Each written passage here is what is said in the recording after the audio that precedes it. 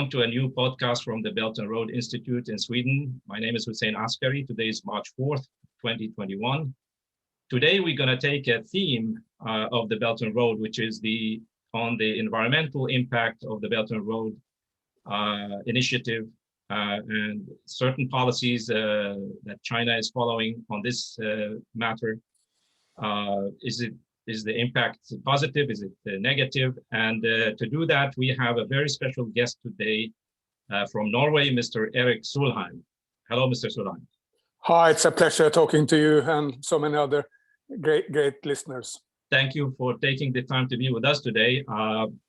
You are, as known, a former member of Parliament of Norway, but you also was a Minister for International Development and also for Minister of Environment.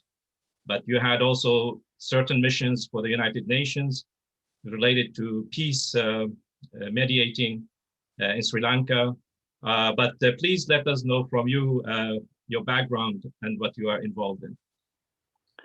I spent basically my entire life in global and national politics, focusing in on environment, on development, and on peace. And of course, I believe that these issues are very much related. I mean, to promote peace, you need economic development and to take care of the environment. On the other hand, if you don't take care of the environment and don't develop, I mean, the chance of war is much higher. So these three, peace, development, and environment, are very much linked.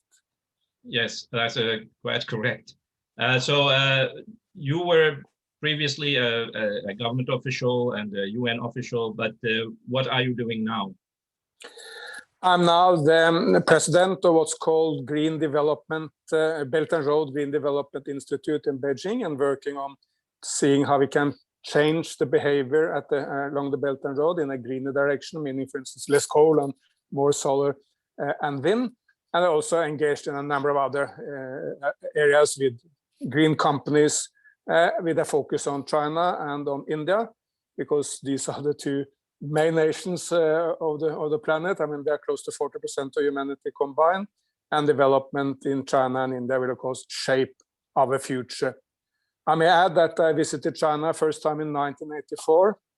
At the time, there were no private cars in China. There were no high-speed rail. There was only one metro line, number one under the Tiananmen Square in Beijing. Basically, every Chinese were having the same sort of clothes and eating very poor diet and living very poorly at the time. China was poorer than Africa. So to see this astonishing change in China, first on development, but now recently also on the environment, is probably the most positive development in the world in my lifetime. I appreciate it, and we should learn from it, and we in the West should be a little bit more curious about how China has been so successful. Yes, we have certain problems in the West in looking at China's development, China's policies. I mean, but there is specifically on the environment, there seems to be a certain misunderstanding about China's environmental policies. I mean, the Chinese president often talks about the ecological civilization. As late as in last month in the Davos summit, the World Economic Forum, he explained China's policy for environmental preservation, but he also talked, of course, about China's needs for development. But it is claimed in the West that China is just merely paying lip service to the environmental questions, but it continues to follow policies that are polluting the environment. So, what is your experience of, after having been in China so often, but also discussing with Chinese officials and environmental experts, what the Chinese mean by the ecological civilization, what the Chinese mean? Is it just a propaganda, or is it anything real? They claim that this is just lip service. It just speaks about the arrogance of many people in the West. It's as much lip service in China as there is in the European Union or in the United States. Of course, if you believe that Joe Biden is only paying lip service to the environment, or that the European Union is not serious on its Green New Deal, you may argue that China is not serious. But China is as serious, maybe even more so, than the United States and the European Union. But there's been a sea change in China, which people may not have really detected as yet, because 10, 15 years back, true, environment was very low on the agenda in China. And two, the Chinese cities were among the most polluted in the world. But then there was a strong desire for society for change. Whenever I had a conversation with a Chinese middle-class person that was basically tell me the same message, I would say, oh, how lucky you are. Look at this prosperity compared to your parents living in Africa-style society 30 years back. You must be so lucky. Then the person will nearly always point to the skies and say, yes, we are lucky, but I want to see the sun. Or I don't want my daughter to live in this hell of pollution. And this strong demand for change from the Chinese people itself carried through to the leadership, and they started changing. And the driving force in China was not the climate issue as in some societies in the West, it was the local pollution. And pollution, of course, has come down in Beijing, Shanghai, and all the big cities to a fraction of what it was. Now Indian cities are much, much more polluted than Chinese cities. And though still a way to go, Chinese cities are not among the most polluted in the world. To the contrary, they keep up a good competition with the rest of the world. But taking pollution as the driving force, we have seen changes all over the place in Chinese environment policies. And let me summarize in 3 factors. Number 1, determination. There is no global leader today speaking more often and more determined about the environment than President Xi Jinping. We in the West can just be jealous that our leaders are not speaking that often about the environment. Just after COVID-19, he has gone to national parks, has gone to different parts of China, keeping up the message that environment is so central, and has spoken at all international audiences about the green message. Let Western leaders speak as often about the environment as President Xi, and we will be in a better place in the world. Secondly, technology, the fact that the Chinese market is so enormous, 1.4 billion people, most of them now middle class, you can purchase a lot, means that the scale of production is very, very big. And that's, of course, been the driving force, bringing down the price on solar energy. Solar energy is now 10% of the cost of 10 years back. It's a fantastic change. It's not just China, it's also California and Germany and Sweden and many others. But China, the scalability in China has made this happen. By the way, Indian solar power is now even cheaper than Chinese solar power. So it has benefited the entire world. China has half of all global solar power, by far the biggest wind power nation. It has 70% of all high-speed rail. It's environment friendly. It has 50% of all new metro lines in the world. And it has 99% of all electric buses trafficking on this planet. At the moment, there are many more electric buses in the Chinese city of Shenzhen alone than the entire world outside China combined. So China is in the lead of technology, and price is, of course, a main factor, but unless green products come down in price, they will not penetrate markets. And finally, and maybe most surprising for us in the West, China is now in the lead also on a number of environment practices. The way they have done greening of deserts in Inner Mongolia, world class. I'm not aware, and I've traveled the globe for the UN and others. I'm not aware of any other place in the world which have been so successful. The way I think there was a, if I can show our audience, I wrote about this before, and I personally have a personal interest in the desert control, fighting desertification. I have led certain initiatives in Iraq and West Asia, even working with Chinese companies, but there was a, I can show it, I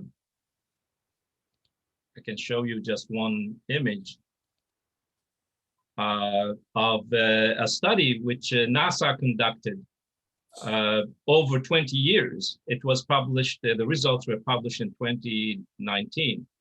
And it actually says that human activity in China and India alone dominated the greening of Earth. I mean, what their study says that the environmental conservation projects and expansion of agriculture in China and in India, interestingly, you are active with both nations, has led to the increase of greening of the planet, the whole planet, by 20%.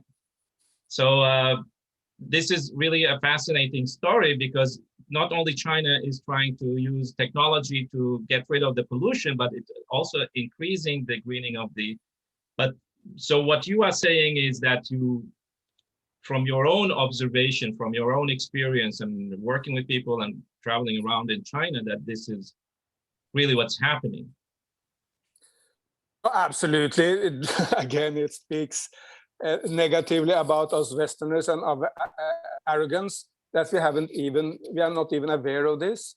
Think if Norway and Sweden, or for that matter, United States, has been the biggest tree planters in the world, we would have heard about it every day, every hour, and we would have been full of pride. Fact is that tree planting in China and agriculture expansion in India are the main factors now greening the globe. And I visited a number of these places. I'm in Saihamba, which is about 5 hours north of Beijing in the Hebei province. They've done tree planting in 3 generations. And that was an area at the edge of the Mongolian desert, had been destroyed over centuries. And now it's enormously green, fantastically green. It has benefited also the economy, brought people out of poverty. It was one of the poorest areas of China. And of course, a fantastic success for Mother Earth in a very harsh climate. The average temperature in Saihamba is below 0 on the annual basis, and basically the growing season is 2 or 3 months. It's basically a cold desert. It is called a cold desert, not like the Arabian deserts. They are hot deserts. So it's a cold desert. Yeah. And in Mongolia, exactly the same. And the Kobochi, which is one of the big deserts, it was once one of the origins of sandstorms hitting the city of Beijing in Tianjin, completely stopped. Why is that? Because they have seen the desert as an opportunity for green growth, bring also people out of poverty in the same process, for ecotourism, tree planting, solar panels, and plants which can grow in very dry and very difficult circumstances. So there are enormous success stories here from China, which they will also now use Belt and Road as a vehicle to take around. Yeah. And if I can point to if you allow me, 2 other areas where China has been hugely successful recently. I mean, I just want to ask one question related to this, the desert control, because in the China-Africa Economic Forum in 2019, President Xi Jinping said that one of the priorities of China would be to work with African nations on desert control. And as far as I know, that the Chinese universities and institutions working with desert control and developing technologies for desert control and agriculture in desert areas are working also with universities in North Africa, with Arab countries, as far as I know. Do you have any, that this would become a part of the Belt and Road Initiative to even bring that aspect of China's success in desert control to the Belt and Road nations? Absolutely. I will do whatever I can, and the Coalition for Green Belt and Road will do whatever we can to bring this best practice from China to the Sahel, to the Middle East, to Mongolia and Central Asia, other areas with huge issues on desert control. Of course, they cannot copy China. No one can copy another place. There will be other species, there will be other methods, but you can learn a lot from what they've done in Mongolia and in Hebei and Gansu and many other parts of China. May I add that this is also now a very high-tech operation where tree planting is done by drones, for instance, which of course can increase the number of plants being planted tremendously. Right. I'm sorry I interrupted you. You said there were 2 other issues you wanted to raise on this China's success. A couple of other areas where China now has best practice to share, not just best technology. I think we're all aware that China is a dominant player in, say, wind and solar industry. But China has cleaned up a number of the rivers in central China in a tremendous way. True, this has happened in Europe also. I mean, Oslo River here is now completely clean. When I was a child, it was a hell of a disaster. No one was walking there. Now, like kindergarten, schools, old people walking there, outdoor restaurants. It's a beautiful place. And the same say with the Rhine in Germany. But China has done that. This is a much higher speed and using what they call the river chief system, which means that one individual is responsible for every part of the water system. If you see someone polluting, if you see a problem, you can call that person. There is a number, and you can get action. And the cleaning up some of these rivers only 5 years back were called milky rivers, not because they were healthy, but because they were white of pollution like milk. Now, these are hugely attracting tourists for the culture sites, for going for the walks, sitting at the outdoor restaurants there. and enormously successful. And they're also taking this now to the big Yangtze River, where they have made Chinese government have made a ban fishing. That's a huge undertaking. I have to say a very difficult one, because it has immediate impact on the livelihood of many people. But it's the right thing to do, because if you want to restore the ecosystems of the Yangtze, you need to take drastic measures. So also water pollution, China can now have a lot to teach the world. And if I may add, city development, some of the Chinese cities are still heavily polluted, that's true. Some of them are based on heavy industries, but some of them are also among the most people-friendly and green cities in the world. Cities like Suzhou and Hangzhou, but maybe the most fantastic example is Shenzhen, this new city at the southern edge of China, which was a fishing village in the 1970s, and 20 million people. They have all vehicles and all taxis, all buses are electric. Even now, a lot of trucks are electric. They have made it a sponge city, meaning that the waterways are made in such a way that they can channel if there is a flood. Enormously beautiful. There are wildlife in the city. There are green cities where they include trees into the houses, and there are even wetlands for birds to nest. So it's one of the greenest cities in the world. In competition with there may be a few European cities and maybe Singapore. So on these areas, city development, water management, and tree planting and desert control, China is not lagging behind the world. It's leading the world, and we need to detect it also in Europe. That's fascinating.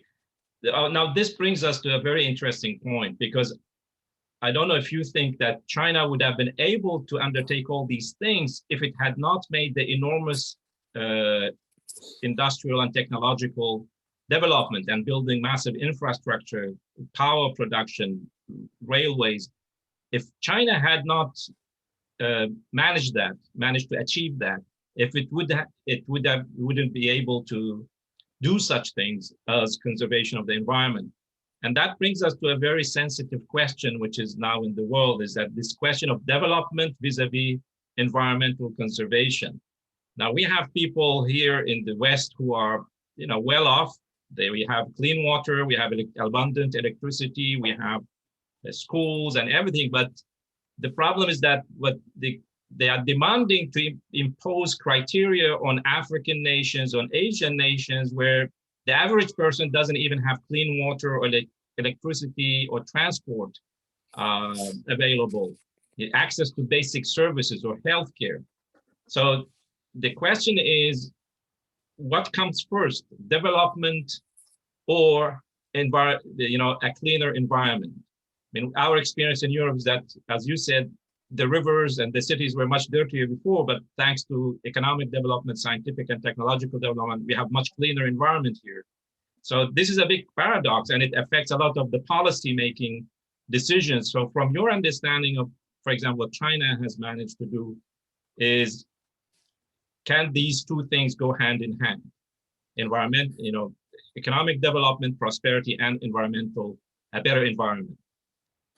Let me be very frank on this question. I believe this was the right question for the 20th century. It's not the question for the 21st century.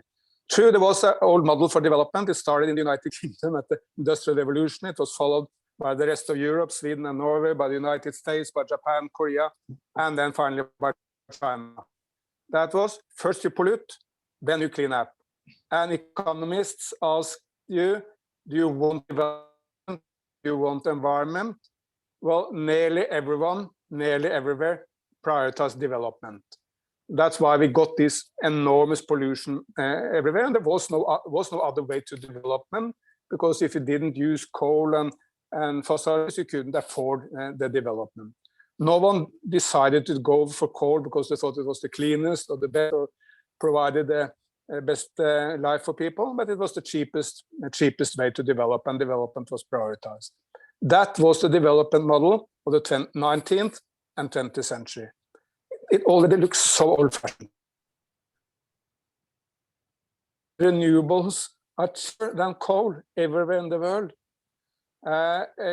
Or everywhere in the world cheaper is coal. Is solar now cheaper than new coal?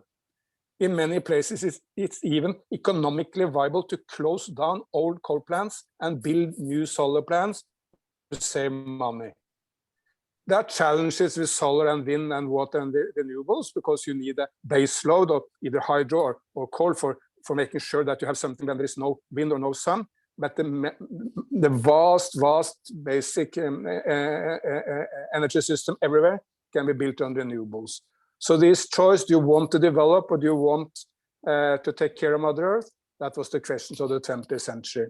I was traveling a lot back and forth to both India and China over the last 30, 40 years. And every time people ask me, do you want economy or ecology? Everyone said, we prioritize economy. But that was the time of the past. Now there's no such choice to be made. We should build a complete future on the win-win policies, which are good for Mother Earth, good for the human being and our livelihood, and good for the economy and jobs at the same time. There are many more jobs in the renewables than there were in the fossil fuel industry. Yeah. I mean, there are other areas of development, as you mentioned. You have hydropower and even nuclear power and fusion power, which is now an international effort with the International Thermonuclear Experimental Reactor in France, where many nations are working together, including China and the United States working there, but also the Chinese developing their own fusion power technology, which is somewhere in the future, but it's theoretically possible to achieve.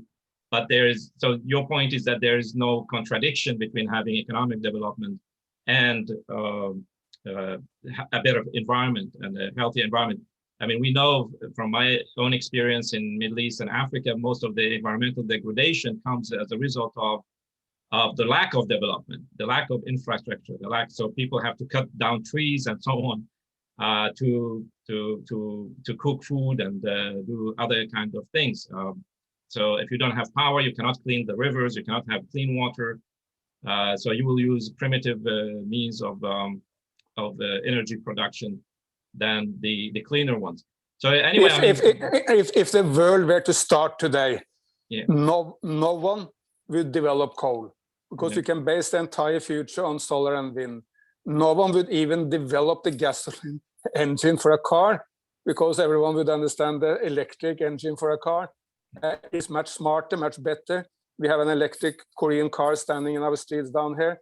I can call it 10 minutes before I go down to the car, and it will start getting warm. So there is no problem with the coal. It's much cheaper to run, about 3-4 Norwegian kroner per 10 kilometer, much cheaper than the gasoline car. So no one would have even contemplated inventing the gasoline car as the Germans did in the late 19th century with today's technology. So let's base the future on the best we already have. And let's look into all the areas where green development can create millions upon millions of jobs. Probably the biggest job creator in the world today is tourism.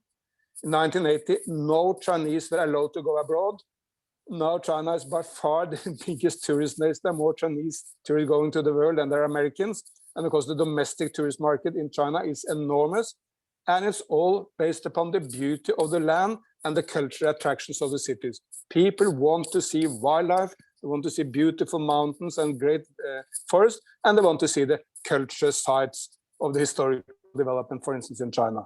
So again, you can go green in completely new ways and leave the 20th century to the people who lived in the 20th century. Well, I think this brings us to our conclusion, because I mean, what you said about tourism and also the people-to-people communication is part of the Belt and Road 5 principles, and tourism is definitely one of these aspects. But what is your view of the future of the Belt and Road Initiative? Should Europe and the United States join hands to join the Belt and Road Initiative? Do you think that this is a good perspective for the world, for peace and development and a better environment for the world? In my view, we need to look to the motivation, what's driving China to tap this Belt and Road Initiative. In my view, it's exactly the same three factors that did drive the United States to help the world in the 1950s with the Marshall help. First, a real desire to help others, the altruistic instinct that Americans wanted to help as Norwegians and Swedes to develop. I mean, Sweden was not affected by the war in the same way as we were, but Norway got more per capita support from the United States than any other nation to restore our land after the German occupation. And the same with China today. They see that, with the exception of Korea, Japan, nearly all of Asia is much poorer, Africa is much poorer. The Chinese has a desire to help. But secondly, of course, they also want to create market for Chinese business. They understand also that unless there is economic prosperity in other places, their business will suffer. Again, the same was the thinking of the United States. I mean, at the time, the United States was 50% of the GDP of the world. But the Americans wisely understood that if you bring up Japan and Europe and others, help them to get up, you get not less, you get more. The more trade. I mean, your piece of the cake may be a little bit smaller, but the cake is so much bigger that we all benefit from it. So the Chinese, yes, they want markets for their products and their companies. And here, obviously, there is some competition with the United States and in Europe. That's normal. It's even desirable because competition will bring the best from China with the best from Europe. And thirdly, yes, China is a major power with the United States, the biggest power in the world today. China wants respect, they want to be perceived in a nice way, and they want, let's call it soft power, which is that if you trade with others, you will have more power in the relationships. But again, that was completely the same as the way the United States has it. Completely different from us. It's a different system. It's a much longer culture than we have in most of Europe.